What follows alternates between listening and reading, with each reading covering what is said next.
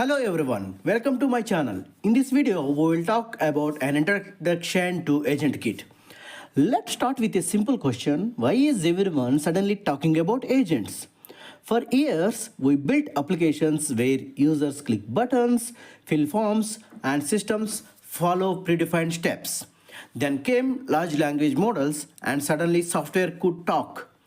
But talking is not the same as doing. AgentKit enters exactly at this gap. AgentKit is about moving from AI that answers to AI that works toward a goal. Think about this playlist as a journey from basic AI usage to systems that can think, decide, act, and adapt. In this video, we will build the foundation, not code, not tools, but the mindset. By the end of this introduction, you should clearly understand what AgentKit is, why it exists, and why traditional LLM apps are not enough anymore. Let's start by understanding what AgentKit actually is. Before AgentKit, let's define something more important. What is an agent? An agent is not a prompt. An agent is not a chatbot. An agent is a system that has a goal, can decide what to do next, can take actions, and can continue until the goal is achieved. Now, think about how most LLM apps work today. You give one prompt, you get one response. That's it. This works fine for content generation or question answering or simple chat use cases. But real work doesn't happen in one step. That's where the shift happens from single prompt to autonomous workflows. Let's take a simple example. A chatbot, you ask book a meeting. It replies, here is how you can book a meeting. But whereas an agent checks calendars, finds a common slot, creates the meeting, sends invites, and finally confirms completion. Same input, but very different outcomes. This is what AgentKit enables. AgentKit gives you structure for agents, memory to track progress, tools to take actions, and control loops to keep going. So why does AgentKit exist? Because stitching all this together manually is painful, fragile, and unscalable. AgentKit exists to make agentic systems an engineering discipline, not a hack. Now that we know what AgentKit wants to be, let's look at what's broken today. Let's be honest. Most LLM applications today look impressive in demos and struggle badly in production. The first big problem is stateless interactions. You ask something, you get an answer. Next message, clean slate. This is why customer support bots often say, please share your order ID, even when you already shared it. Because there is no memory. Second problem is no context. The model doesn't understand what step it's on, what has already been done, what still needs to happen. And the third problem is hard-coded logic. Most systems rely on if this, then that, else something else. This breaks immediately when inputs vary or decisions are not binary or maybe steps are dynamic. And fourth problem is poor scalability. As workflows grow, code becomes messy, logic becomes brittle, maintenance becomes a nightmare. And finally, no autonomy. Traditional LLM apps cannot decide the next step or retry on failure or change the strategy or step or stop when the goal is done. They just respond. AgentKit was designed specifically to fix these problems, not partially but fundamentally. To understand how, we need to look at its philosophy. The most important mindset shift with AgentKit is agent is not equal to prompt. A prompt is a request.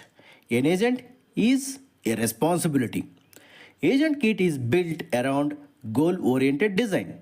You don't ask, give me the answer. You define, here is the goal, figure out how to achieve it. This introduces the think, act, observe loop. Let's break that down. Think says, what do I know? What's missing? Whereas act is like, call a tool, ask a question, take a step. Observe looks like, did it work? What changed? Then think again. This loop continues until the goal is achieved or a stopping condition is met. For example, our goal is resolving a customer issue. The agent may ask clarifying questions or fetch account data, and then it checks for policy documents and it proposes a solution, or maybe it comes with a resolution, and finally confirms the success. This is not a linear flow, it's adaptive.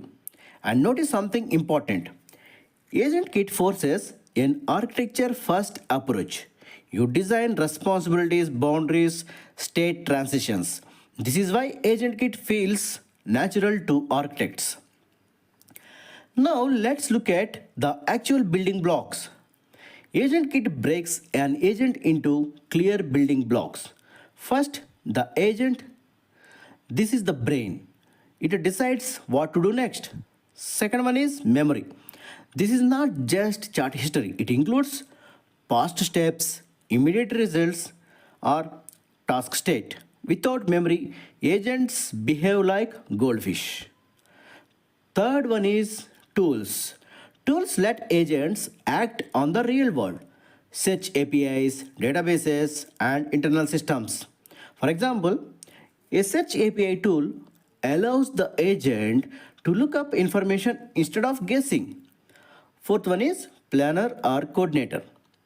This decides which tool to use, what step comes next, and when to stop. Finally, the execution loop. This is what keeps the agent alive until the job is done. AgentKit wires all these together cleanly so you don't build spaghetti systems. Now let's see where all this fits in real life. AgentKit is not just for experiments. It fits extremely well in real systems. For example, in enterprise workflows, incident management, approvals, and escalations. Imagine an IT incident resolution agent, whereas it detects an alert, investigates logs, identifies root cause, and finally triggers remediation. For example, in AI assistants, long conversations and task tracking or multi-step help is what comes into the picture. For example, in healthcare, intake agents, policy-aware workflows, or responsible decision support is what needed. In DevOps systems, troubleshooting agents is what very much important to fix some of the issues that we encounter. Deployment checks or auto rollback decisions. And at the advanced level, multi-agent systems. Okay. Agents that collaborate, critique each other, refine outputs. Same architecture, but different domains. That's the power of AgentKit. Let's close by looking at what's coming next. To wrap up, here is how this playlist is structured. We'll start with AgentKit architecture fundamentals, then move into memory patterns, tool orchestration, and planner logic. After that, multi-agent systems, critique and reflection agents, and we'll come up with some real-world POCs, proof of concepts.